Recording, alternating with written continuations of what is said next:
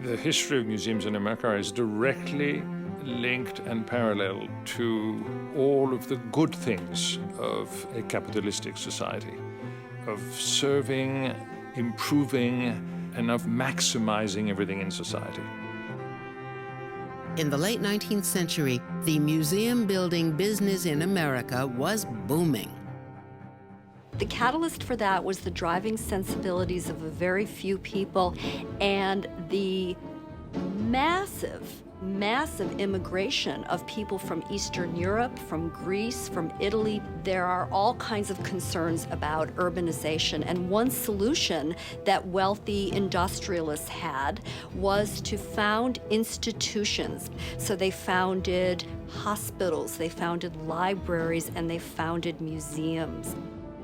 The son of a poor Scottish weaver, Pittsburgh industrialist Andrew Carnegie, through his gospel of wealth, promoted the idea that successful capitalists were duty-bound to use their fortunes to improve society.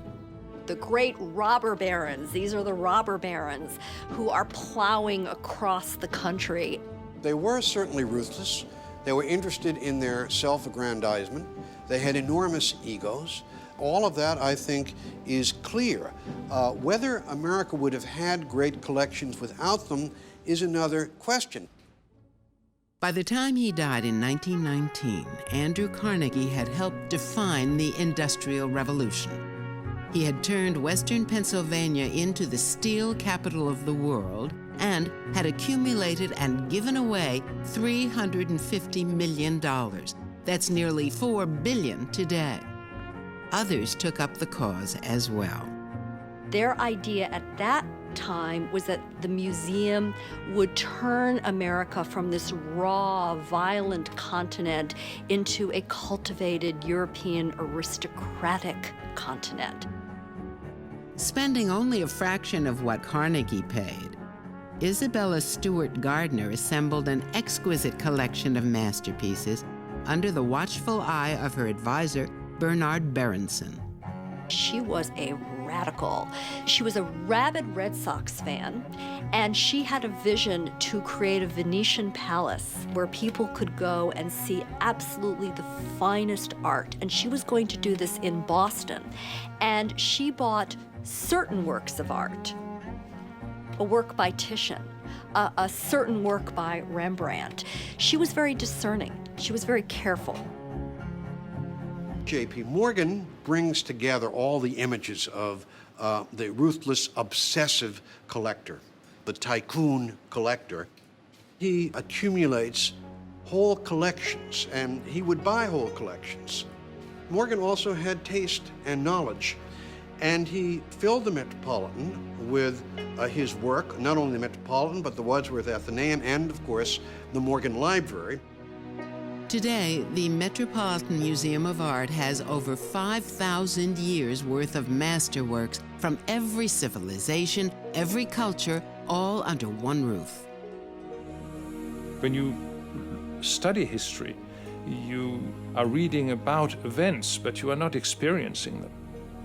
When you look at a great Chinese painting of the Ming Dynasty, you are, in a sense, in the Ming Dynasty. You've taken a time machine. The picture is of that time, of its time and of our time. It's a magical experience. You go to the Metropolitan Museum of Art on a Sunday or a Saturday or almost any other day, at least I am struck by the enormous numbers of people who are there, and who are there in many parts of the museum, in the Egyptian galleries, or in the Far Eastern galleries, or looking at oceanic art, or wandering through the European painting section.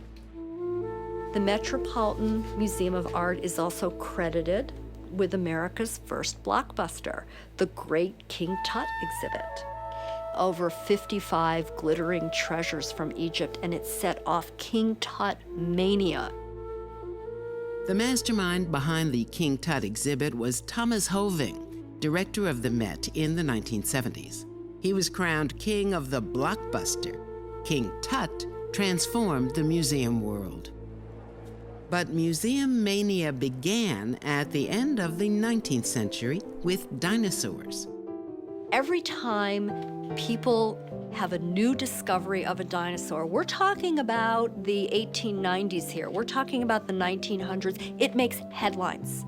It's a huge headline. People line up. And one of the interesting things is you get this competition between collectors, right?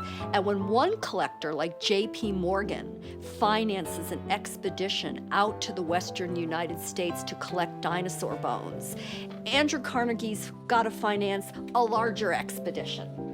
And his scientists unearthed a dinosaur that is at that point the largest find ever. And it's taken back to Pittsburgh and it's put up in the Carnegie Institute. And then copies, casts of the dinosaur are made and they're actually distributed all over the world. The biggest dinosaur hit of modern times was Sue, the T-Rex at the Field Museum. Found by Sue Hendrickson on disputed land in South Dakota, Dinosaur Sue was auctioned to the highest bidder. $7,600,000. Who's going to get to actually exhibit this dinosaur? Who's going to own this dinosaur?